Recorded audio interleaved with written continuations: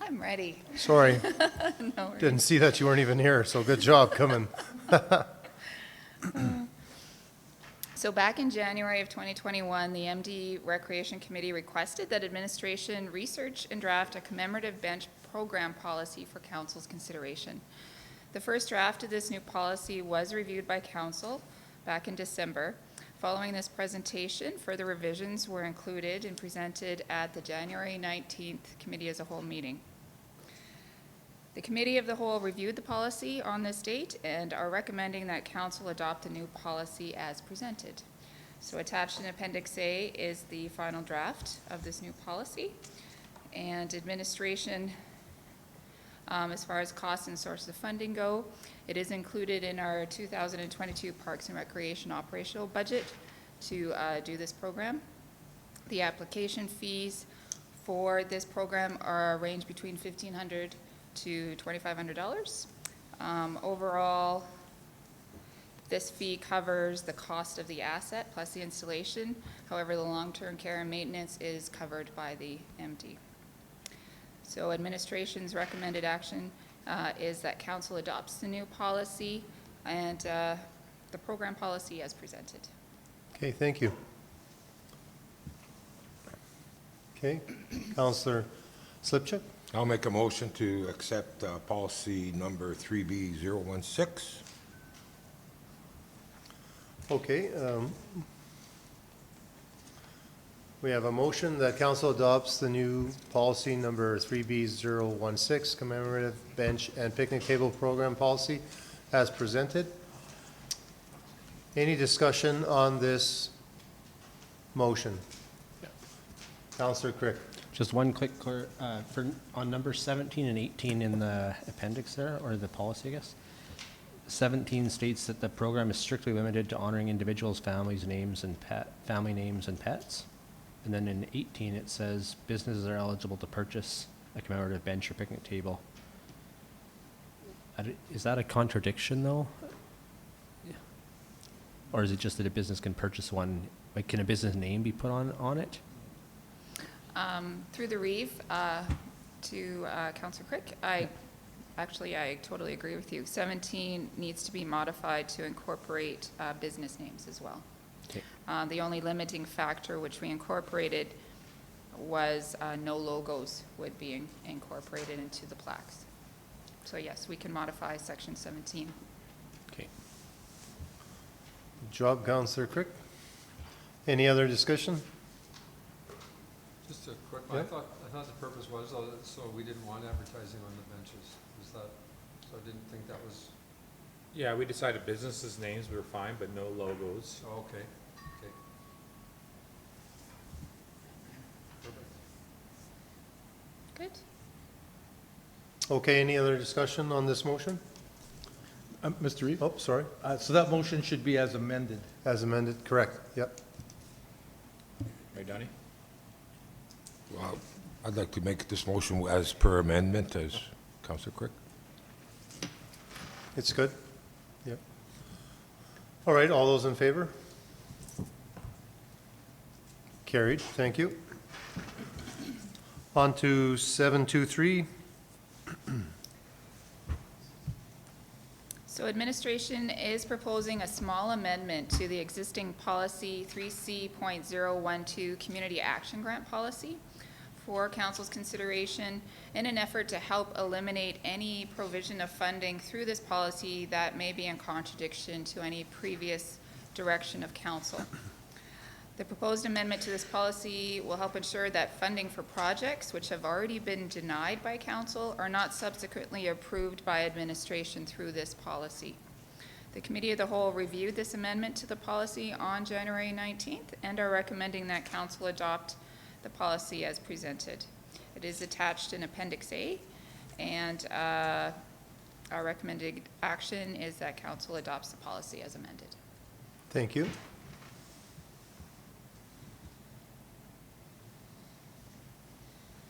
Yes. I'll go ahead and make the motion that it's option number 1, council adopts policy as amended. Okay, Councillor Scarson makes a motion that council adopts policy number 3C012, Community Action Grant Policy as amended. Any discussion on this motion? Seeing none, all those in favor? Carried. Thank you. Thank you. 724.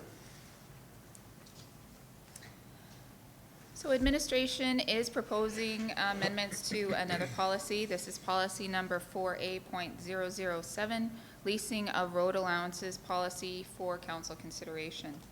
The committee of the whole did review these proposed amendments on January 19th and are recommending adoption as presented. So the proposed changes, just in summary, include adding more definition and clarity to the terminology, changing the administrating department from infrastructure services to planning and community services, excuse me, and adding a public hearing process into the consideration of the roadway license applications in order to allow for more transparent consultation with public stakeholders. Attached, the amended draft with the changes highlighted are included in Appendix A, and administration is recommending that council adopts the policy as amended. Thank you. Deputy Reeve Swiger. Thanks, Mr. Reeves. I just had one question. What page is that on? It's page 3. It's subpara I, says following the referral response deadline. My question is that they didn't seem to list a deadline in the document, so am I missing that, or is, so following the referral response deadline and then comma administration, blah, blah, blah. So should we say what the deadline is? Or does it say that somewhere? So through the Reeve, if you look under 1F, it does refer to the preparation of letters and referral packages for circulation, and it identifies who those referral packages are sent to.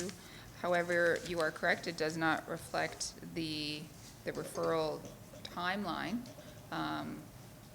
I believe it's 30 days. Lisa? Is there a certain amount of time, though, that? Okay. And we normally set the public hearing after 3. So, through the Reeve, sorry, clarification is that because of the public hearing process, it needs to be, the consultation documents or referral documents do get sent out to give at least 2 weeks to 3 weeks of processing time before the public hearing date. So now if we, by instituting a public hearing process, when we come to you with first reading of when we receive an application, first step is to do the bylaws first reading. At that point, we also ask council to set the public hearing date for that application.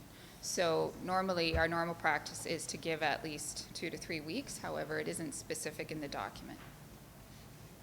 I mean, maybe it's not important. I just thought maybe you could just say approximately 3 weeks, or I don't know. Maybe it's, I'd like to know, I think, if I was reading this, but. If we, yeah, go ahead. Thank you, Mr. Reeve, members of council. It would be indicated in the referral letter that goes out to the adjacent landowners that public hearing is set for such and such a date. All responses must be received by such and such a date. time. I believe that's exactly That is correct. what the planning department would do. So we don't know if we set a public hearing date, we might be recommending a public hearing in 8 weeks instead of 3 weeks. And then in that particular case, you'd have more time to respond, but there would be a time before the public hearing where responses would end. So that would be indicated in the letter. In addition to the letters, it would also be indicated in the newspaper and the media advertisements for the public hearings. Okay, we're looking for a motion. I'll make a motion. Thank you, Councillor Scarson. That council adopts policy number 3A018, licensing of roadway policies, formula policy number 4A007, licensing of roads allowance policy as amended. Any discussion on this? Seeing none, all those in favor?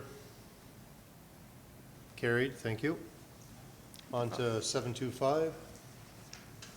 Okay, I will pass that over to our Manager of Planning and Development. Okay, thank you. Thank you. Here she is. Good afternoon now. Good afternoon. All right, we have a few roadway licensing bylaws for you for first reading.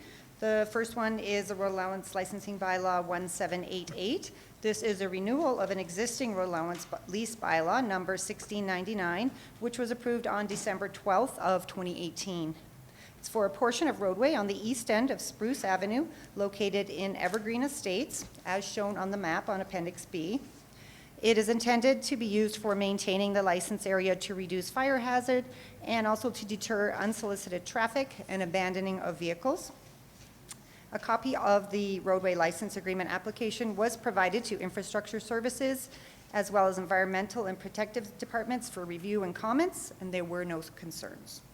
So administration is recommending that council give first reading to bylaw 1788, and furthermore, is also recommending that council set the date for the public hearing for this for March 9th, 2022. Okay, thank you. Deputy Reeve Swigert?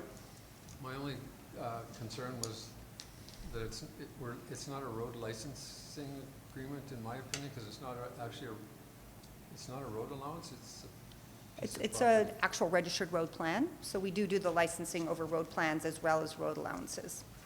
So that's a road plan, so it just kind of looked, is it like a quarter acre or something, or? No, it's actually just a little portion at the end of the cul-de-sac in that subdivision. It wasn't totally clear, because the two pictures that were sent there were kind of, one showed Can you bring up the map? a big yellow chunk that looked like it covered about 4 or 5 lots. Like the top picture in yellow just showed, you know, the map of So the that's, lake. that might be an easier picture to show you in black and white there. It's just at the end of that cul-de-sac in Evergreen Estates, and there's Yeah. just a little extra portion of road allowance. Yeah, because the other picture actually shows the whole, shows quite a chunk of land. But I agree with you, then it's probably the first one was wrong, the colored picture of the lake. Yeah, well, if you, that lake, there'd be too Might just small be of a dot on zoomed there in. to see, right? Oh, yeah, that's the actual, that's the wrong bit, that's Yeah. colored in there, for sure. That's the wrong side of the road even. Yeah, Yeah. it's up in the little corner, The next picture shows it much better. correct. There it is. They must have had me coloring that day. So that's fine, so the landowner's leasing that owns that lot up directly above it? At the, directly below it, Directly to the below. south and east. Okay. Thank you. Okay, we're looking for a motion. Yeah, I'll make the motion to go to first reading. Okay, Counselor Scarson makes the motion that bylaw number 1788, being a bylaw of the Municipal District of Bonneville, number 87, road allowance licensing, be given first reading. Any discussion on this? Seeing none, all those in favor? Carried. We also need another motion To set the for public the hearing March date. 9th, correct? Yeah. I can make that motion as well. Okay, Counselor Scarson makes the motion that council approves March 9th, 2022 at 10 a.m. as the date and time for the bylaw number 1788, road allowance licensing public hearing. Any discussion on this, gentlemen? Seeing none, all those in favor? Carried, thank you. On to 726 bylaw.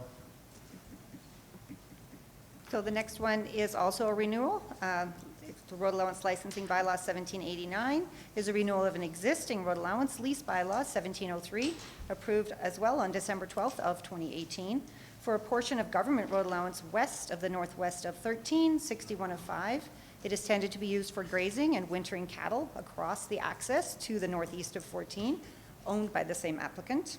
A copy of this application was also provided to Infrastructure Services and Environmental and Protective Services. There were no concerns.